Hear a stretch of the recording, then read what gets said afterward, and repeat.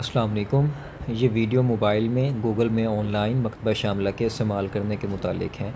اگرچہ لیپ ٹاپ میں بھی مکتبہ شاملہ استعمال ہو سکتا ہے اور وہاں پر ایک مرتبہ اس کو ڈاؤن لوڈ کرنے کے بعد دوبارہ نیٹ کی ضرورت نہیں پڑتی، بغیر نیٹ کے بھی استعمال ہوتا رہے گا، لیکن گوگل میں موبائل میں استعمال کرنے کے لیے آپ کو ہر وقت نیٹ کی ضرورت پڑے گی۔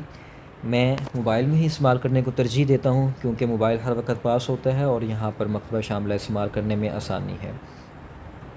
اچھا، مکتبہ شاملہ کو سرچ ہم نے لکھنا ہے گوگل میں جا کر اور اس کو سرچ کرنا ہے۔ یہ ہمارے سامنے مکتبہ شاملہ کی ویب سائٹ اوپن ہو گئی ہے۔ اچھا، پھر لیپ ٹاپ میں اور موبائل میں استعمال کرنے میں کوئی خاص فرق نہیں ہے، سارے ٹولز، سارے فنکشن ان کے تقریباً سیم ہی ہیں، ہر چیز موجود ہے۔ تھوڑا سا اس میں تعارف آ گیا ہے کہ اس میں 7 ملین کتابیں ہیں، 7 ملین صفحات ہیں اور 8,000 اس میں کتب ہیں، 3,000 اس میں مؤلفین اور مصنفین ہیں۔ ہم اس کو اوپن کر لیتے ہیں ویب سائٹ کو۔ کچھ اس طرح سے ہمارے سامنے اسکرین آتی ہے۔